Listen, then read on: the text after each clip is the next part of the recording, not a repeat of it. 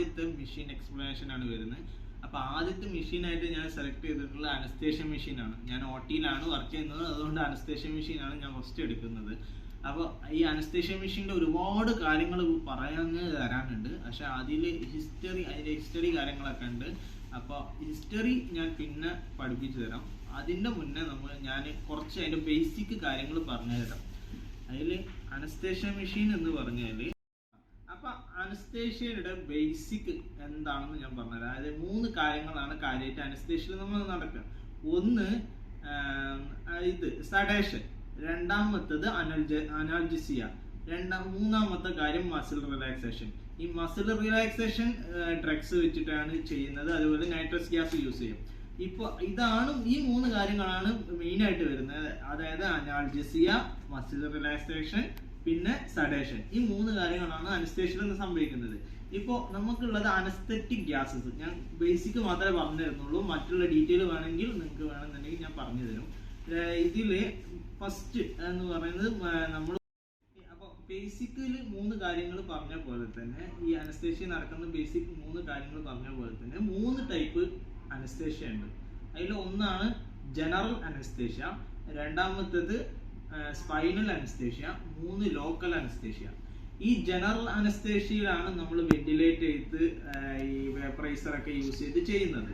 Spinal anaesthesia എന്ന് വെച്ചാൽ നമ്മളൊരു സ്പൈനൽ കോഡിൽ നെർവ് കണ്ടെത്തി അതിലേക്ക് ഡ്രഗ് യൂസ് ചെയ്തിട്ട് നമ്മൾ എന്താ പറയുക അബ്ഡോമന്റെ താഴത്തേക്ക് നമ്മൾ സഡേറ്റ് ചെയ്ത് റിലാക്സൻ്റ് ഒക്കെ കൊടുത്ത് ചെയ്യുന്ന കാര്യത്തിനാണ് നമ്മൾ സ്പൈനൽ അനസ്തേഷ്യ എന്ന് പറയുന്നത്.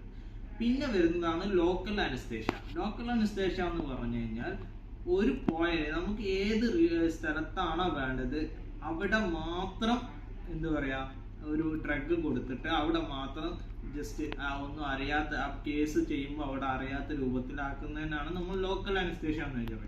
അത് ഡ്രഗ്സ് യൂസ് ചെയ്തിട്ടാണ്. അതേപോലെ നമ്മൾ സ്പൈനലും ഡ്രഗ്സ് യൂസ് ചെയ്തിട്ടാണ്. ഡ്രഗ്സ് മീൻസ് നമ്മൾ കൊടുക്കുന്ന മെഡിസിനെ അങ്ങനെയാണ് പറയുന്നത്.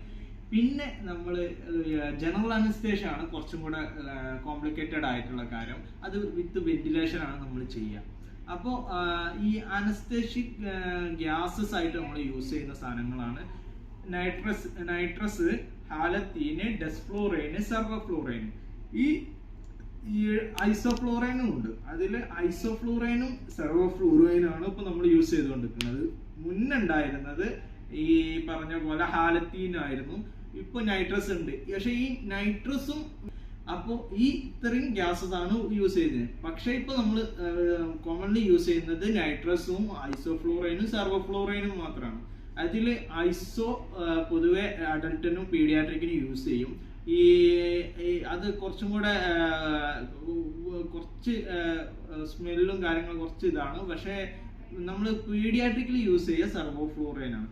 പിന്നെ ഇനി അടുത്തത് ലോക്കൽ അനസ്തേഷ്യയിൽ ഞാൻ പറഞ്ഞ പോലെ ഡ്രഗ്സസ് ആണ് യൂസ് ചെയ്യുക. അതിൽ ലിഗ്നോക്കൈൻ വിത്ത് അഡ്രീനാല് ആൻഡ് ബുപ്പിവാക്കൈൻ, ഈ 2 ഡ്രഗ്സ് ആണ് കാര്യമായിട്ട് നമ്മൾ കോമൺലി യൂസ് ചെയ്യുന്നത്. അല്ലാത്തത് ഉണ്ടായിരിക്കാം.